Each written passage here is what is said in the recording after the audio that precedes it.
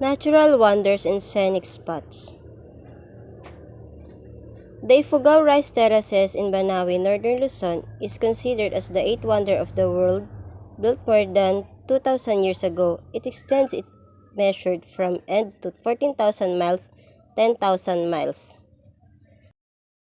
Longer than the Great Wall of China, but unlike the Ifugao Rice Terraces, were not built on the toils and blood of slaves, but were built on the toils and blood slaves, but were built by our ancestors.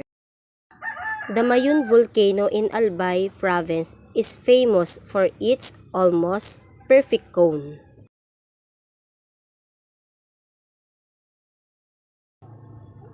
It is best viewed at the postcard pretty Kagsawa Ruins Church in Daraga Town, which was partly buried by destructive eruption in 1812. Taal Volcano at center of lake, Taal is regarded as the smallest volcano in the world. Other natural wonders include the 1,000 Chocolate Hills in Bohol.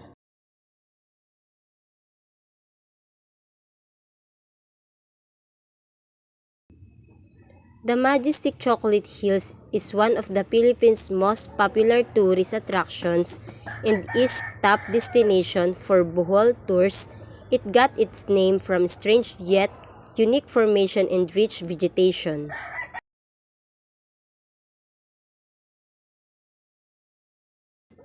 Cathedral Caves of Calao in Cagayan Province.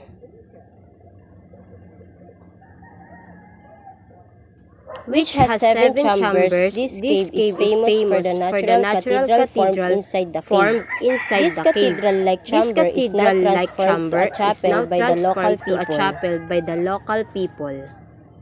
The 100 Islands of Pangasinan.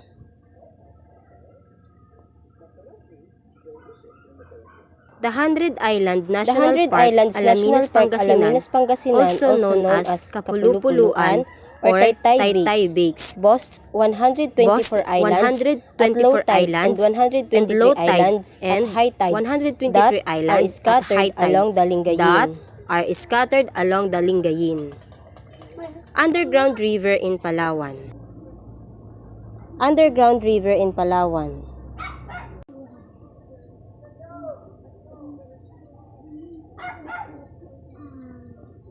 This park features a spectacular limestone landscape with an underground river. One of the rivers distinguishing featurizes that it emerges directly into the sea in its lower portion. The area also represents a significant habitat for biodiversity conservation. The site contains a full mountain to sea ecosystem and has some of the most important forests in Asia. Maria Cristina Falls in Mindanao.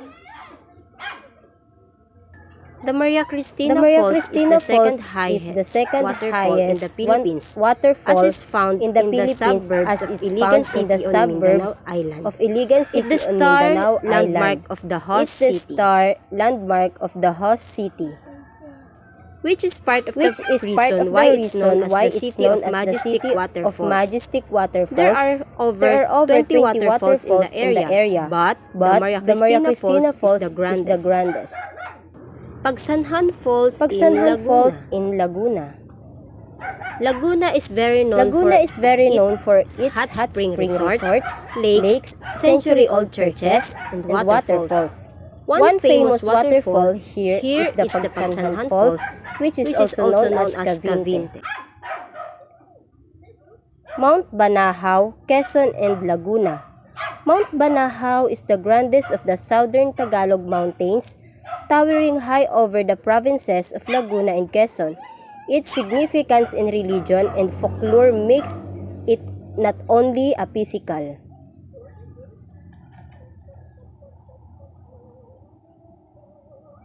Origin of the Philippines. The land bridge theory was considered by some earlier scientists and scholars as the most plausible. This theory states that the Philippine archipelago was once a part of mainland Asia. Some American period geographers and geologists theorize that the Philippines and Indonesia were remnants of a Pacific continent called Mu or Limura, which had sunk during prehistoric periods.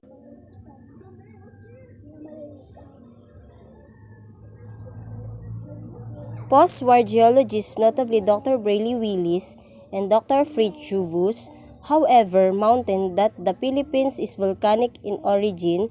Dr. Vus is a German geologist who studied the earth crust. The Filipino race. The major ethnic groups in the Philippines consist of the Tagalog, Visayans, Ilocanos, Pampangueños, Bicolanos, Pangasinense, Ibanags, Itawis, and Sambals. They are the descendants of the colonials who were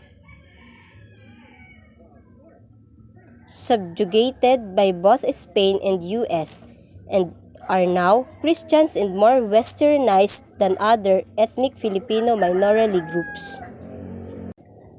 Biblical theory states that humankind descended from Adam and Eve, while scientists take the evolutionary theory.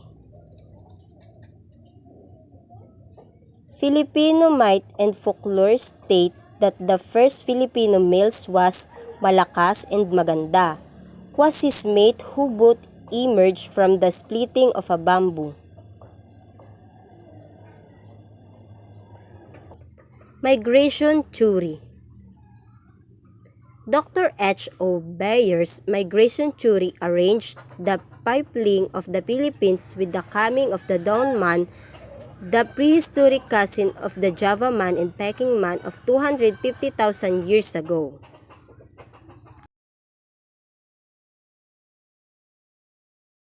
During the Middle Pleistocene period, the age roughly about 250,000 BC, man first appeared in the Philippines via the land bridge which connected mainland Asia and the Philippines.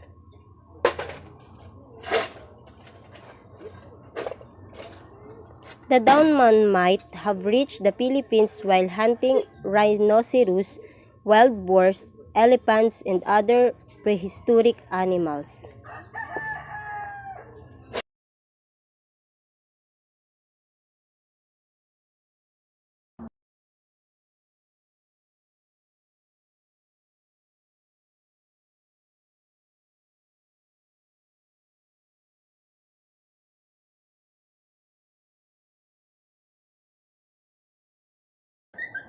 Dr. H. O. Bayer's migration theory arranged the pipeline of the Philippines with the coming of the Dawn Man, the prehistoric cousin of the Java man and Peking man of 250,000 years ago.